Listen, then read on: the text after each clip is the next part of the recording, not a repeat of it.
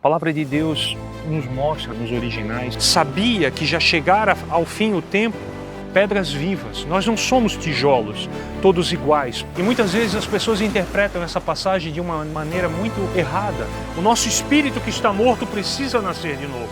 É celebrado um feriado em Israel, o dia do Purim. Ele não tinha condições nem de cobrir a sua própria nudez, ele era totalmente inútil. Prendeu a Pedro, tocou a orelha de Malco e o curou. E Deus é misericordioso para nos levar a esse lugar. Amém.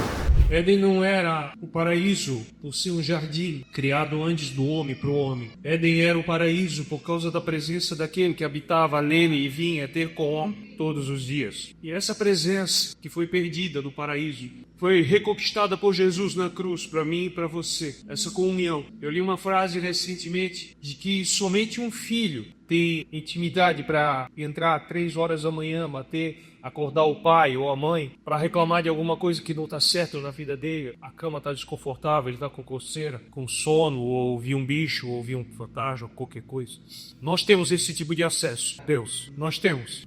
Pela cruz do Calvário nós temos, pelo novo e vivo caminho. Eu quero te convidar a abrir a tua Bíblia comigo no Salmo 23. O Salmo 23, tão conhecido, tão visto em filmes, a passagem bíblica mais conhecida praticamente do mundo, mais conhecido que o Salmo 91, que muita gente deixa aberto na sua casa, crendo ou não crendo, que é visto muito em filmes, né? Em cenas de velório, em cenas de enterro, em cenas de cultos fúnebres sendo citados. A gente cresce vendo o filme da Sessão da Tarde e quando tem esses momentos, normalmente é esse salmo. Eu vou ler na versão revista e atualizada, eu peço que você me acompanhe. O Senhor é meu pastor, nada me faltará. Ele me faz repousar em pastos verdejantes. Leva-me para junto das águas de descanso. Refrigera minha alma. Guia-me pelas veredas da justiça, por amor do seu nome. Ainda que eu ande pelo vale da sombra da morte, eu não temerei mal nenhum, porque tu estás comigo. A tua vara e o teu cajado me consolam. Preparas-me uma mesa na presença dos meus adversários. Unges-me a cabeça com óleo. O meu cálice transborda. Bondade e misericórdia certamente me seguirão todos os dias da minha vida, e habitarei na casa do Senhor para todo sempre. Amém. O Senhor é meu pastor, nada me faltará. Davi escreveu esse salmo quando ainda provavelmente era pastor, e eu acredito que depois de ser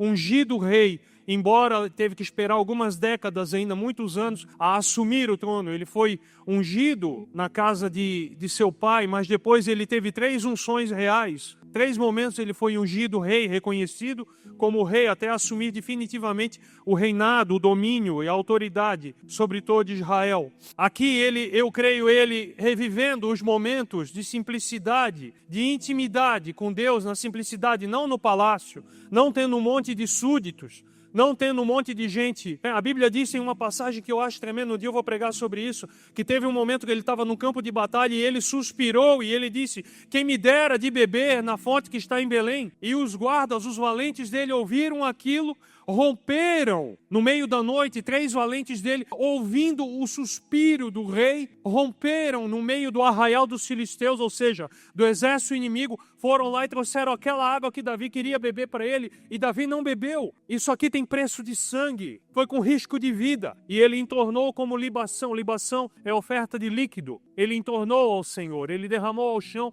como oferta ao Senhor. Ele não fez uma desfeita para os caras. Para nós, se alguém fizesse isso, era uma desfeita. Ora, o cara jogou no chão, misericórdia. Não, ali, eu creio que aqueles homens se sentiram mais honrados ainda. Eram homens valentes, que ouviram o suspiro do rei. Nós temos ouvido o suspiro do nosso rei. Nós temos ouvido o suspiro do nosso pastor. O que ele anseia, o que ele tem suspirado. Deus tem algo pelo qual ele suspira na minha e na tua vida, mas isso é outra mensagem. E aqui diz: o Senhor é meu pastor, nada me faltará. E o original é tremendo, porque ele só diz assim: o Senhor é meu pastor, não faltará. Ele não diz nada, não diz ele só diz não faltará. Quem não faltará? O que não faltará? O sujeito da oração. O Senhor não faltará. E tudo o que acompanha o pacote, veja que Jesus, ele não morreu apenas para que eu e você fôssemos salvos. A minha maior necessidade e a tua maior necessidade é salvação. O meu maior problema, teu maior problema é pecado. É pecado. Se fosse saúde, ele mandava um médico.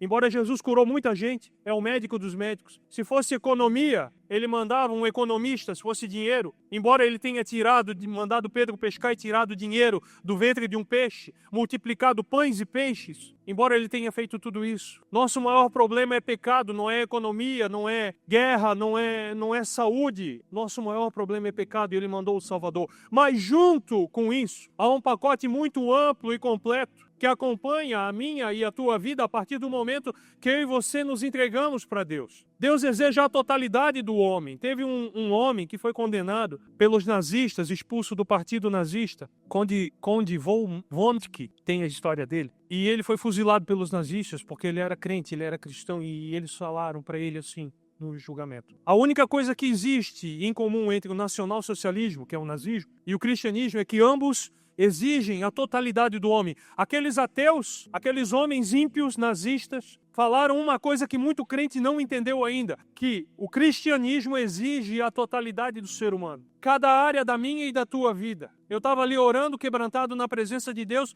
entregando para Deus as partes escuras ainda da minha vida que precisam ser iluminadas. Os quartos escuros, às vezes não é nem um quarto, é uma gaveta, é uma porta de um armário. Às vezes é um porão inteiro, um sótão inteiro, que precisam receber uma iluminação, uma limpeza, a luz do Evangelho entrar e eu deixar Deus botar em ordem. E Deus quer botar em ordem. Deus quer tocar cada área da minha e da tua vida. Quando fala não faltará, é isso, não faltará em nada, em nada. Nós costumamos, às vezes, em algumas igrejas, cumprimentar com a paz do Senhor, é Shalom Adonai. E a igreja responde, Adonai Shalom. E o árabe diz, Salam Aleikum, é Shalom Aleichem, a paz seja contigo. E nós não entendemos o Shalom, essa paz, é isso, é não ter a falta de nada.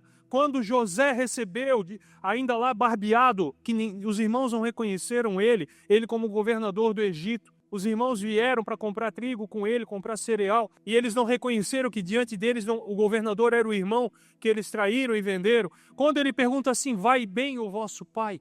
O original ali diz, a Shalom está sobre ele. Ele tem falta de alguma coisa, saúde, dinheiro. Como é que está a vida dele na totalidade? Está completa a vida dele? Shalom é isso. E é essa a Shalom. É essa que não me falta quando o Senhor é o meu pastor. E nós vamos falar mais, versículo por versículo. Eu vou tentar, sem viajar muito. É difícil para mim. Ele me faz repousar em pastos verdejantes. Leva-me para junto das águas de descanso. O pastor, ele te conduz. O pastor de ovelha, como Davi era, ele levava para pastagens de descanso, pastagens verdejantes, melhor dizendo. A melhor comida. Irmão e ovelha, eu li um livro de um pastor mesmo, pastor de ovelha, um pastor egípcio chamado Michael Yosef. Michael Yosef. Eu acho que era O Estilo de Liderança de Jesus, o nome do livro, uma capa verde. Depois você procura na internet. Ele era pastor de ovelha e se tornou pastor de gente, de igreja. E ele fala umas coisas assim, ou foi em outro livro, talvez, eu já li outros livros parecidos de pastores de ovelha. Que ovelha é um bicho chato, irmão. Ovelha é um bicho enjoado. Ele não come onde outra ovelha pisou. Ela não come. As ovelhas de lá daquela região não come. E a água para ela tem que ser limpa. Se a outra está lá na frente do ribeirão, o ribeirão está correndo para cá, no córregozinho, começou a pisotear, levantou aquela poeira do fundo, veio a água suja para cá, ela já não bebe, elas vão disputando. E a ovelha gosta de brotinho, do tenro, do novo, do macio, do viçoso. Não da grama taluda, verde, grossa, velha. Gosta do brotinho. Nós somos assim, irmãos. Nós gostamos de palavra nova, de algo que se renova. E essa palavra se renova dia após dia, na minha e na tua vida. Ele nos faz andar em novidade de vida, a Bíblia diz. Quando deixamos Ele ser nosso pastor. Amém? E leva-me para junto das águas de descanso. Ele conhece os lugares bons. Assim como aqui os pescadores conhecem, lá no meio do mar, o pesqueiro, o lugar onde lançar a rede, onde soltar a rede. Os pastores conhecem os lugares onde o pasto está verde. E mais do que isso, onde não tem feras ao redor. Porque são águas de descanso. Não são simplesmente águas. Então Deus nos conduz para esses lugares onde nós podemos desfrutar da presença dEle, seguros debaixo da presença dEle, protegidos por Ele, guardados por Ele. Esse salmo é um salmo todo de proteção, de provisão, de cuidado, de zelo e de amor de Deus por nós. Refrigera minha alma, guia-me pela vereda da justiça por amor do seu nome. Veja que não é por amor do meu nem do teu, é por amor dele. Eu estava contando para o pastor Erivelto, vou contar aqui, pastor. Eu estava no mercado agora, ao meio-dia fui almoçar no supermercado com a minha esposa e estava tudo cheio. E a gente pegou um carrinho e fez a compra depois do almoço e tinha dois rapazes, assim, uns 20 anos ali, comprando um fardinho de bebida alcoólica, de cerveja, na nossa frente. E a coisa não ia, e eu já tinha descarregado a minha compra toda. E aí fomos ouvindo, faltava dinheiro. Eles achavam que era um preço e era outro. E vocês já vão entender o por amor do meu nome. E faltou R$4. Eu peguei daí, eu vou ter que ir lá no carro, lá não sei onde pegar. Eu disse, tá, vai demorar aqui. Quanto é que eles devem? R$4. Eu disse, pelo amor de Deus, passa meu cartão, por amor do meu nome. Eu não tô fazendo isso porque eu sou gente boa pra vocês. Eu não vou pegar outra fila, entendeu? Não é que Deus é assim egoísta como eu fui ali e pensei só em mim. Não, pelo amor de Deus, não pense isso. Mas é o amor de Deus, nós o amamos porque Ele nos amou primeiro. Ele nos amou primeiro e Ele sabe o que é bom pra nós. Ovelha, irmão, não se ofenda, eu estou incluído no rebanho. Ovelha é um bicho burro. Ovelha é um bicho burro. A inteligência da ovelha é muito rasa. Ela é um animal muito ignorante. Ela sim, ela é capaz de entrar na água. Se ela vê um ribeirão, ela não tem noção que a lã dela vai absorver aquela água e vai tornar ela 3, 4, 5 vezes mais pesada do que ela é e ela vai morrer afogada. Ela não tem noção de perigo com animais, com cobras, com outros animais predadores. Ela não tem noção de penhascos. Tem que ter pastor para cuidar de ovelha. E assim, diante da sabedoria imensurável de Deus, é a minha e a tua ignorância. Não se ofenda, não se ofenda. Eu estou no meio do pacote. Eu estou junto com vocês. Nós não sabemos, nós não conseguimos medir. Eu entro em conflito de vez em quando com as pessoas. Quando elas vêm falar sobre um cara que cometeu inúmeros crimes e se converte de verdade, não para aparecer na TV ou nas mídias, mas se converte de verdade. Se converte no final da vida, às vezes, depois de ter cometido um monte de coisa errada. Eu e o Davi gravamos recentemente um vídeo onde eu conto a história da dona Nelly, no corredor da morte nos anos 60, uma vovozinha, uma irmã do Coque, que foi visitar a igreja não, o presídio, o corredor da morte lá no sul dos Estados Unidos, e tinha um barra de um cara de 2 metros de altura, serial killer, preso por múltiplos assassinatos. E ela foi enviada ali por Deus. E os guardas falaram, não, a senhora não vai entrar, ele é um cara desequilibrado. Não, mas foi o Espírito Santo que me mandou aqui. E aí ela entrou, deixaram a muito custo, tal, tudo bem, a gente vai ficar aqui na porta, mas com a arma apontada, tal, a muito custo. Ele estava algemado também, ela entrou e ela começou a falar de Jesus para ele. O que você... Ele perguntou, se eu vim falar de Jesus, eu não quero saber. Olha a grosseria do cara. Eu não quero saber de porcaria nenhuma de Jesus. Mas ele te ama. Ele morreu por você. E ela começou a pregar o evangelho para ele. E ele começou a sentir algo diferente. E ele disse, mas o que é isso? O que ela disse? O que é isso que eu estou sentindo? Isso é o amor de Deus. Mas eu nunca me senti tão bem em toda a minha vida. Os dois sentados na cama dele. E os guardas assustados, só o olho arregalado na cela, na grade. E aquele homem chorando e rindo. Eu nunca me senti tão bem em toda a minha vida. Isso é a alegria do Espírito Santo. E ela ficou horas ali, que o tempo permitia, década de 60, corredor da morte. Passou alguns tempos, algumas semanas, ela voltou. Ele sabia que ela ia voltar. Ele estava na grade esperando ela. Quando ela abriu lá o corredor e veio, ele gritava, ele ainda está aqui, ele ainda não me deixou. E antes de ser eletrocutado, aquele homem ganhou todos os prisioneiros do corredor da morte para Jesus. Olha como Deus faz. Aí a gente entende a parábola daquele cara que chama os caras para trabalhar às 7 da manhã. E o cara que chega às 5 horas da tarde na hora de receber o salário. Recebem o mesmo salário. Esse criminoso foi chamado no último minuto para trabalhar, no último minuto da vida, e recebeu o mesmo salário daquele meu e se converteu adolescente, eu com 22 anos. O mesmo salário, a mesma recompensa, a salvação. Nós não entendemos a justiça de Deus. É difícil evangelizar falando disso, quando as pessoas entram por isso, porque a gente acha que é meritocracia. Mas é por amor do meu nome, ele diz. É por amor do meu nome e da minha misericórdia. Ainda que eu ande pelo vale da sombra da morte, eu não temerei mal nenhum, porque tu estás comigo, a tua vara e o teu cajado me consola.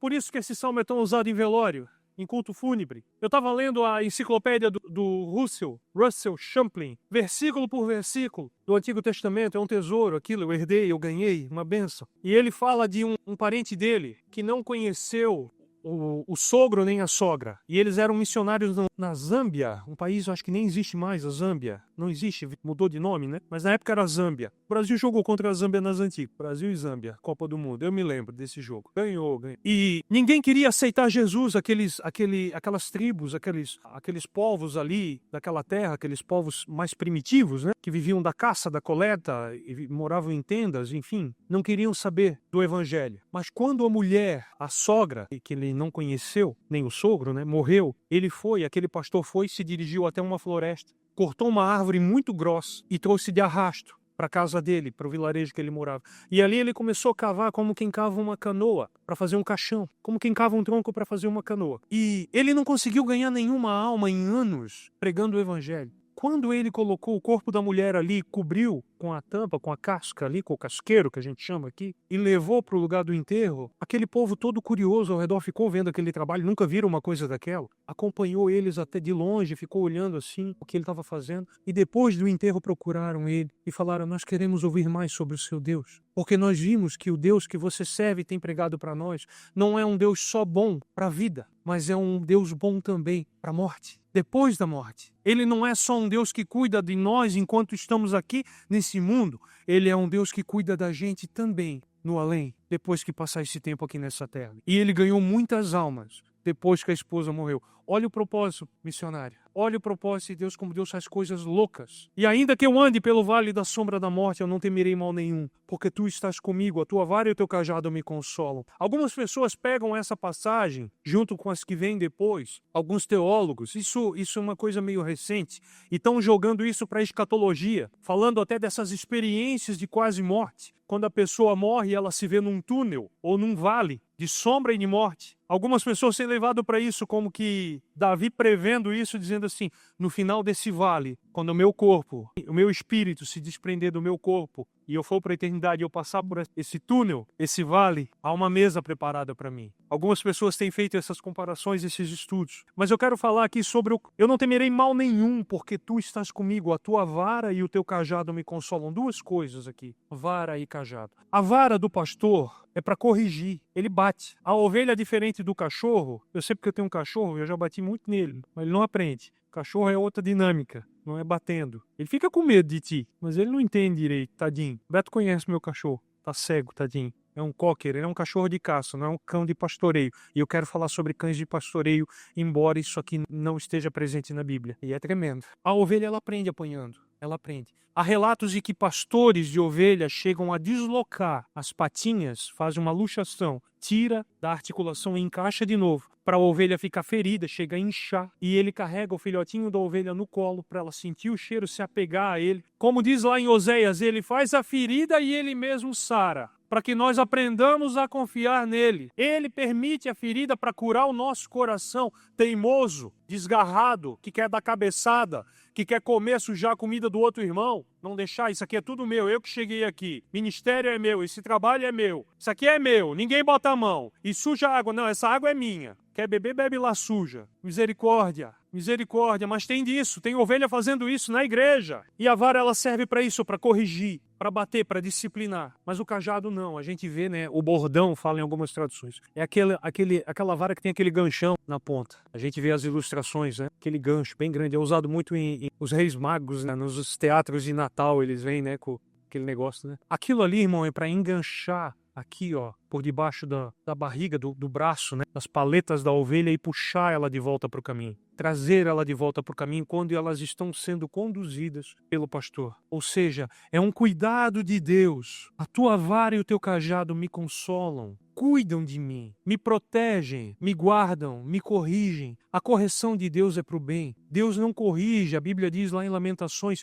que ele não faz isso de bom grado. Vamos abrir rapidinho. Lamentações e Jeremias. Tem um monte de capítulo. Capítulo 3. Bom é, no verso 25. Bom é o Senhor para os que esperam por Ele, para a alma que o busca. Bom é aguardar a salvação do Senhor, e isso em silêncio. Bom é para o homem suportar o jugo na sua mocidade. Assente-se solitário e fique em silêncio, porquanto esse jugo Deus o pôs sobre ele. Põe a sua boca no pó, talvez ainda haja esperança. Dê a face ao que fere, Farte-se de afronta, o Senhor não rejeitará para sempre. Pois ainda que entristeça alguém, usará de compaixão segundo a grandeza das suas misericórdias. Por quê? Porque não aflige, nem entristece de bom grado os filhos dos homens. Não é de bom grado. Deus não é masoquista, irmão. Deus não tem prazer no teu sofrimento. Deus não tem prazer em nos ver sofrer, mas Deus vê o final, o resultado. A Bíblia diz em 2 Coríntios 7:10 que a tristeza, segundo o mundo, produz morte. A tristeza produzida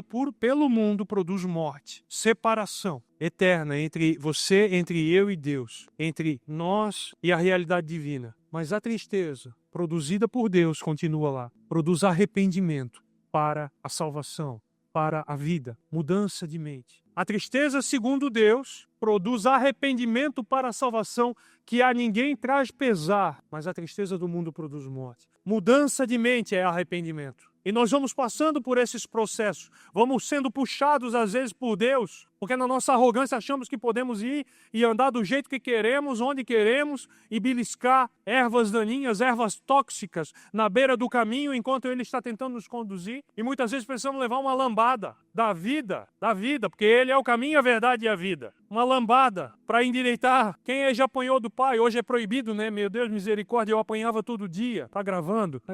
Um dia eu disse para minha mãe: oi mãe, Deus te abençoe. Mãe, por que tu me bate todo dia? Ela sentou, ela começou a chorar. Disse: meu filho, tu incomoda? Tu incomoda, meu filho. Era 4 meninos. Tu incomoda, meu filho. Ela chorou com pena de mim. Eu apanhava todo dia, irmão, de chinelo. A varinha, eu tinha que apanhar a varinha. O instrumento de tortura, eu tinha que levar na mão dela. Não aprendia, não. Olha, misericórdia. Estou aprendendo até hoje, estou apanhando até hoje, né? Mas é pro nosso bem. Eu não tenho raiva. Tô brincando aqui. Não tenho raiva. É tão pedagógico, e quando a gente vem para Jesus é tão pedagógico. Eu não sei você, irmão. Eu sei que tem pai que espanca. Eu sei que tem pai que... Misericórdia, não dá nem pra narrar aqui. Mas quando eu me converti, isso tudo saiu do meu coração. Tudo. Toda essa raiva, essa mágoa, esse ressentimento. Porque eu sei que eu incomodava. É braço quebrado, é costurado, em tudo quanto é lugar, furo em cerca de arame farpado pelo corpo, criado em pasto, solto, com gado e desse jeito, sabe? Mas Deus cuidou. Então, esse cajado puxa de volta, essa vara nos consola. E ali continua assim dizendo: prepara-me uma mesa na presença dos meus adversários. Unges-me a cabeça com óleo e o meu cálice transborda.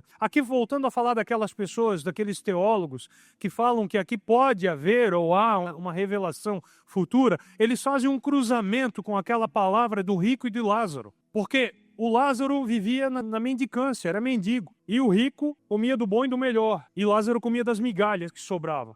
Mas lá, Lázaro no paraíso, no seio de Abraão, a Bíblia não diz que Lázaro via o rico, mas diz que o rico via Lázaro. Irmão, quando escurecer, se apagar todas as luzes ali na rua e deixar só aqui dentro aceso, você lá fora, se você subir naquela árvore que eu estou vendo daqui, você me vê.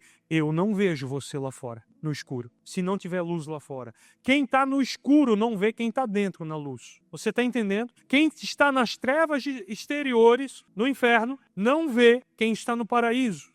Eu estou falando da Bíblia, isso a Bíblia relata ali. Então, alguns dizem que essa mesa é a mesa das bodas do Cordeiro, que nós vamos comer na eternidade, diante de todos os inimigos, não apenas nossos, mas os inimigos de Deus, ok? Mas o original aqui não diz isso. Pode ser que seja, fazendo uma visão escatológica, né, de fim dos tempos. Preparas-me uma mesa na presença dos meus adversários. A palavra adversários aqui é um substantivo. Os adversários. Descreve algo, alguém, mas no original é um verbo. É um verbo. É afligir, é espremer, é comprimir. Tu preparas-me uma mesa no meio do afligir.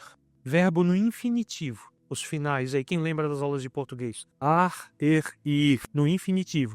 Contínuo. Enquanto eu estou sendo afligido, tu preparas uma mesa para mim. Não é... O pastor, ele me ofendeu, me humilhou, zoou de mim. Agora Deus está me honrando na presença dele. Agora eu estou indo à forra. Agora Deus está mostrando quem eu sou. Na presença dos meus inimigos. Irmão, não é isso. Deus pode fazer isso? Pode. Deus faz isso? Já fez comigo. Mais de uma vez. Mas não é isso. E a Bíblia diz uma coisa: quando o teu inimigo ou aquele que te persegue, lá em Provérbios, tropeçar, não te alegres com isso. Para que Deus não retire a mão de sobre ele. Não é para ele se ferrar mais ainda que tu não deve se alegrar. É que deixa Deus tratar com ele.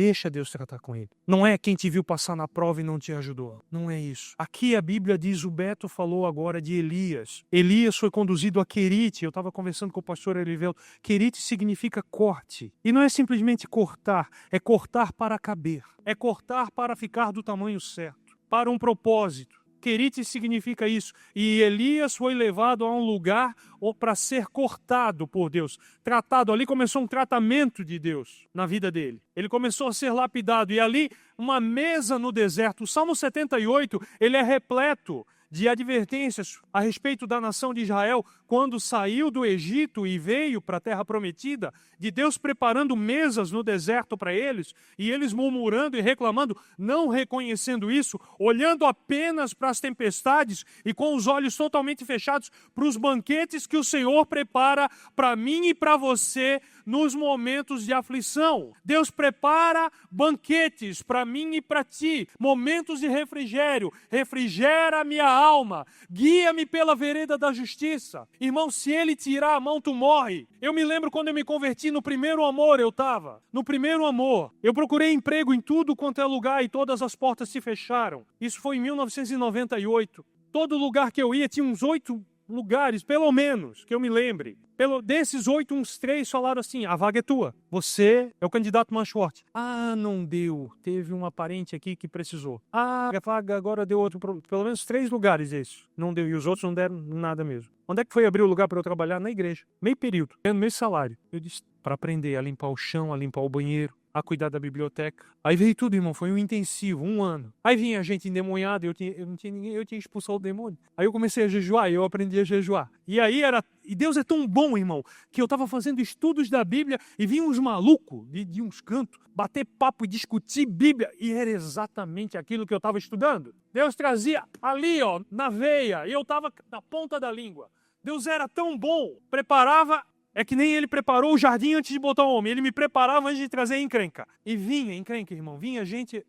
Olha, foi um intensivo naquele lugar. Mas eu me lembro que bem no início, no meu primeiro amor, eu estava no escritório arrumando, na época a gente não tinha retroprojetor, nem telão, era aquelas transparências, não tinha data show, melhor dizendo, era o retroprojetor. E colocava aquelas transparências que a gente imprimia, lembra? Quem lembra? Quem é dessa época? E tinha uma pasta dessa grossura com tudo quanto era hino. E aquele negócio era quente pra caramba, a gente saía dali com o olho pequenininho, quem cuidava daquilo. Cuidei disso também, e aí eu estava organizando as transparências. E eu escutei um ganido de cachorro, e atrás da igreja era um morro muito alto. Escutei um cachorro chorando, estava chovendo. Eu fui lá fora, desci, porque era no 2º piso, assim, desci. Gente, tinha um poodle, coisa mais linda do mundo. Ele tinha comido alguma coisa, ele estava intoxicado. E ele estava num lugar, assim, num buraco, enfiando a cabeça contra onde fazia uma quina, um fundamento de cimento, assim. Fazia tipo como com uma quina, um encontro, e era alto, 1 metro de altura. Ele estava querendo se enfiar, ele estava fora da casinha ali, ele estava doido. E eu peguei aquele cachorrinho no colo, ganindo, chorando, coração disparado. Pensei, ele vai morrer? Eu não sabia o que fazer, eu levei ele para dentro da igreja, levei ele num banheiro que tinha um chuveiro. Dei um banho nele, orei por ele. Irmão, mas olha só, é muito forte para o que aconteceu aquele dia. A coisa mais linda, irmão, ele ficou tão branquinho. E eu sequei ele com um secador de cabelo que tinha lá, ficou fofo assim, a coisa mais linda. E eu fiquei ali, Senhor, não deixa ele morrer, Senhor. Fiquei ali orando com ele, orando. E eu me dava uma coisa assim, eu botei leite, ele não conseguia beber nada, eu botei a mão, tentei puxar alguma coisa da boca dele, massageei, e ele se esticou Quem já viu o cachorro morrer aí, o cachorro se estica todo assim, e daqui a pouco, puf, te apaga. Cachorro, gado também, o cavalo morre assim, então dá aquela esticada assim, trava tudo, né? E ele fez umas 3 vezes isso, e aí voltou, e eu fiquei ali com ele, orando, e o Senhor falou, e eu queria pegar um pouco de água para ele, porque eu tinha botado leite, não tinha botado ainda. Quando eu fui me levantar, o Senhor falou assim para mim, se tu te afastar dele, ele vai morrer, assim como se eu me afastar de ti, tu morres. Eu fiquei horas ali. Quando eu me levantei, quando eu não aguentei mais, eu levantei e só botei um pé para trás. O cachorro se esticou todo, morreu na hora. Ficou todo molinho, o coração parou, tava sofrendo. E aí eu peguei, embrulhei ele, levei num lugar onde podia descartar. Coitado de quem era o dono, né? Fiz o que eu pude. Mas isso me marcou, irmãos. Por quê? Porque sem a presença dele, eu e você morremos. Nós não temos noção do quanto ele nos guarda. Essa mesa que ele prepara na presença dos inimigos, nós nunca vamos passar. Os irmãos irmãos que estão passando esse perrengue lá em Rio Bonito do Iguaçu, estava contando, o Beto me contando, perderam casa. O pastor tinha uma farmácia, ele perdeu a casa, a farmácia e a igreja. Perdeu tudo. Perdeu tudo. Mas assim como o Max Lucado, quando atendeu aquele homem que chegou, pastor americano Max Lucado, atendeu aquele homem que a mulher foi embora, que ele perdeu o emprego, que ele estava perdendo a casa, em dívida, ele disse, eu perdi tudo. O Max Lucado falou, vamos morar então, olha, Senhor, eu quero lamentar porque meu irmão aqui perdeu tudo, quero lamentar porque ele perdeu além da casa, da mulher, dos filhos, do emprego, ele perdeu a salvação. Não, eu não perdi a salvação. Eu quero lamentar porque ele perdeu o caráter. Não, eu não perdi o caráter. Eu quero lamentar porque ele perdeu a fé. Eu não perdi a fé. Então tu não perdeu tudo. Tu não perdeu tudo. E eles não perderam tudo. Eles ainda têm o caráter deles. Eles ainda têm a fé deles. Tem a igreja que está ajudando. E tem a salvação. Então assim, Deus, nós nunca vamos passar pelo que Jó passou. 10 alças de caixão, de filho ainda, num dia. Tu imagina o que é isso? Aquele casal aqui de Agrolândia aqui, que perdeu 3 crianças faz uns 10 anos, numa cerca elétrica, luteranos, tentaram se suicidar algumas vezes. O casal, porque perdeu os 3 filhos, brincando no jardim, na cerca elétrica, morreu os 3, uma menina de 14 e os outros 2 menores. Eu acho que foi Agrolândia ou Petrolândia, uma cidade aqui para cima de Rio do Sul. Enfim, imagina, e Jó perdeu os filhos. Perdeu os bens, perdeu a saúde, perdeu os amigos que vieram só para acusar ele e perdeu até o relacionamento com a mulher que mandou ele amaldiçoar a Deus e morrer. O cara foi atingido em todas as áreas que o ser humano pode ser atingido, porque Deus permitiu para mostrar quem ele era, homem reto e íntegro. Como o Beto abriu o culto aqui domingo passado de manhã, homem reto e íntegro. Então Deus, ele deixa passar algumas dessas aflições, desses espremer, para nos tratar, para nos purificar, para nos... mas eu sou purificado pelo sangue de Jesus, do pecado sim, mas do teu mau caráter e do meu mau caráter não, irmão. Muito sofrimento terá que curtir o ímpio, e eu e você carregamos impiedades dentro de nós, que só se expurgam através daquele versículo que foi colocado ali. A tristeza, segundo Deus, opera arrependimento, mudança de mente, metanoia, para a salvação. Essa é a mesa do Senhor, Ele prepara de tempos em tempos. É que nem rally, é que nem jogo de videogame. Tem as etapas, você anda no deserto, Paris-Dakar, né? Eu acompanhava, eu amava aquilo, cara. Eu amava aquilo, comprava as revistas, 4 rodas, Moto Show na época, acompanhava, eu era amarrado. Quando o Rally dos Sertões, nunca participei de um negócio desse, mas eu tinha vontade. Então assim, aquela etapa, o dia todo, os caras ali a 200 por hora. Aí tem uns momentos que parava, as mesas no deserto, banho, esperando para eles um alojamento, descanso, comida. É que nem videogame. As fases. Vai ficando cada vez mais difícil. O chefão é cada vez maior, mas tem comida no caminho. Tem comida. Quem lembra do Mário, né? Não é diferente a vida espiritual, irmão. Estou fazendo aqui uma comparação, mas é bíblica. É bíblica. Não estou aqui dando uma de... Como é que é o nome daquela irmã? Não vou falar aqui. Unges-me a cabeça com óleo. Eu tenho que correr, gente. A ovelha, aqui na nossa região, existe uma praga chamada mosca do chifre. E ela realmente é uma praga, porque ela pousa no chifre do gado. Ela põe ovos, aquilo vira larva e o gado não consegue comer. Além da dor, fica aquele zum, aquela coisa ali, o gado não consegue comer. Lá não era diferente com as ovelhas, então era ungida a cabeça da ovelha, para que, com óleo perfumado, para que servisse como um repelente natural contra esses insetos, contra esse zum. Veja que a Bíblia diz, que Jesus menciona a Beelzebu, chama o diabo de Beelzebu. Beelzebu é Baal Zebut, o Deus das moscas, o Senhor das moscas. Então esse zum ao nosso redor, roubando a nossa paz, essas distrações, essas preocupações, esses cuidados excessivos, essas opressões que roubam o teu sono, que roubam o teu apetite, que roubam a tua paz dentro da tua casa. O óleo do Senhor vem para isso. Deixa o bom pastor te ungir com esse óleo. Deixa o bom pastor ungir. Quando você estiver passando por isso, não faça um ato profético, não tenha medo. Não precisa pegar óleo, mas só diz, Senhor, estou aqui na tua presença, oprimido com um monte de pensamentos ruins, Senhor. Derrama óleo sobre a minha cabeça e afugenta essas moscas daqui. Eu quero ouvir a tua voz. Isso sem contar que também aqui fala de mesa, e ungir alguém à mesa é dar honra. Quando alguém convidava alguém para jantar, ungia a cabeça, então Deus nos honra também. Tem muitos significados que podem ter aqui. O meu cálice transborda, como aquelas caixas d'água que eu vi. não fica só para você, não fica só para você. É abundância. Eu vim para que tenham vida e vida em abundância. E vida em abundância não é sombra e água fresca, mar de rosas e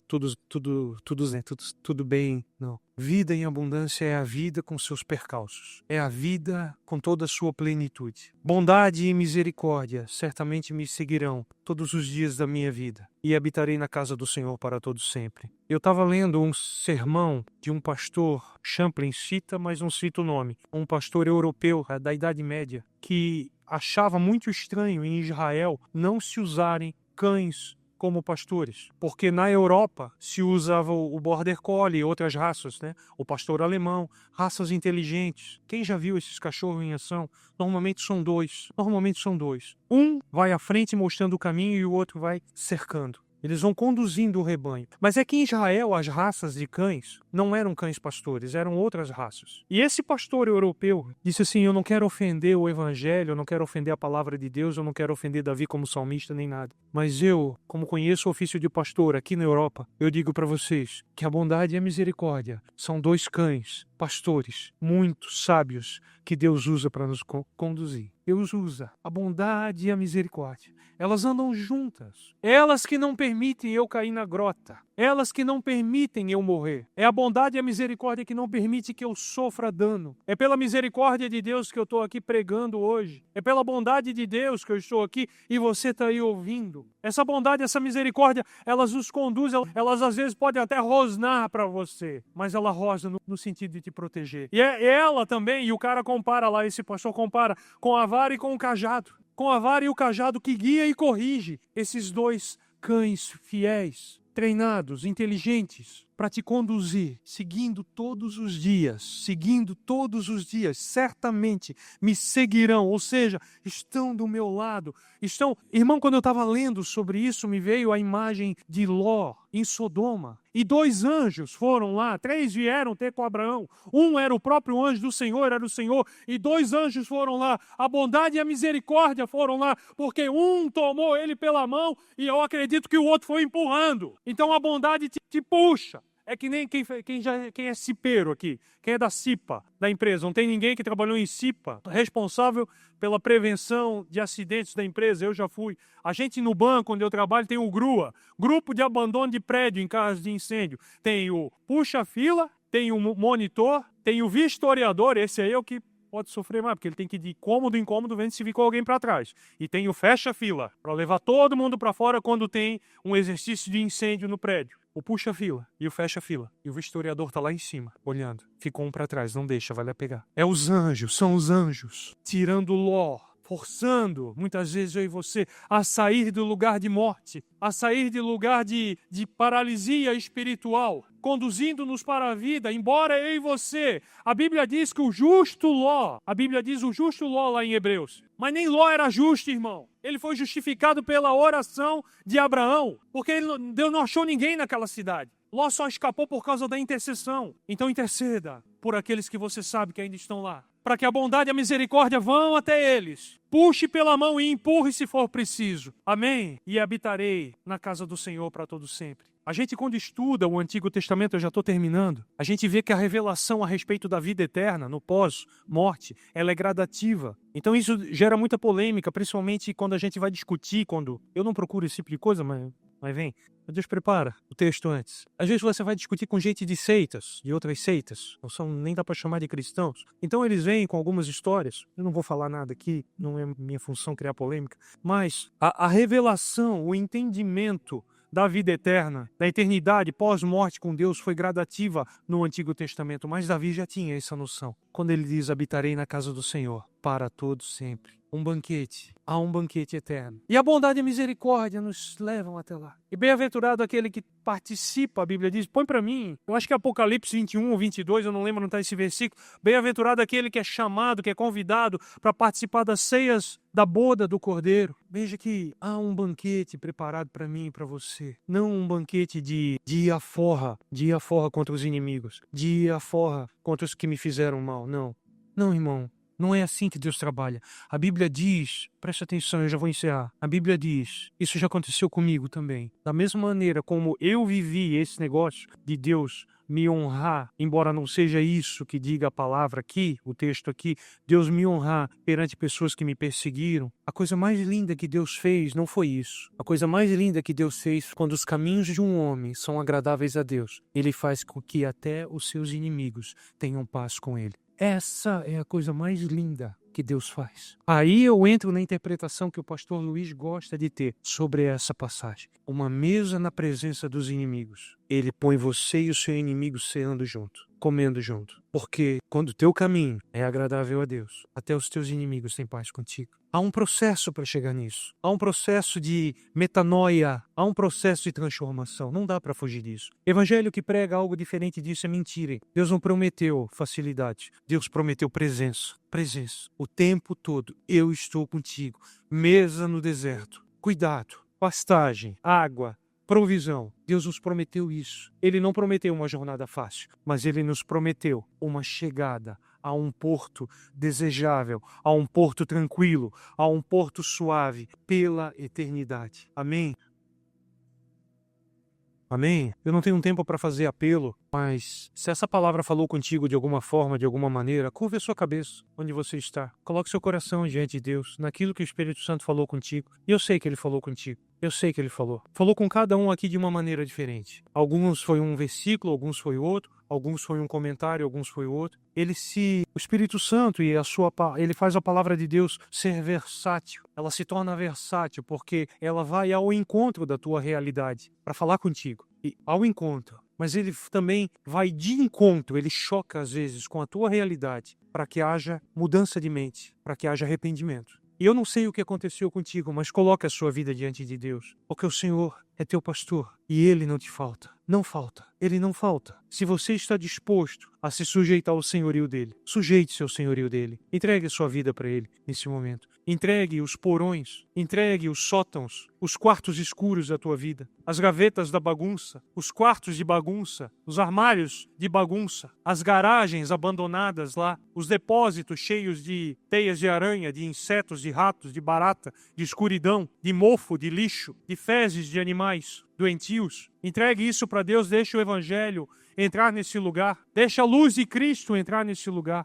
iluminar esse lugar e afugentar todo o mal e trazer limpeza e trazer cura para esses lugares escuros na tua vida. Em nome de Jesus, amém? Senhor, eu te agradeço por essa tarde. Eu te agradeço por essa palavra. Eu te agradeço por cada irmão que está aqui ouvindo ela. Eu te agradeço pelo que teu Espírito Santo está fazendo e fez e vai fazer ainda na vida de cada um durante essa semana, trazendo à memória as palavras que foram ditas aqui, Senhor. Eu te agradeço pela oportunidade, Senhor. E eu te peço que essa palavra não seja roubada, não seja sufocada, não seja torrada pelo sol, pelo calor desse mundo.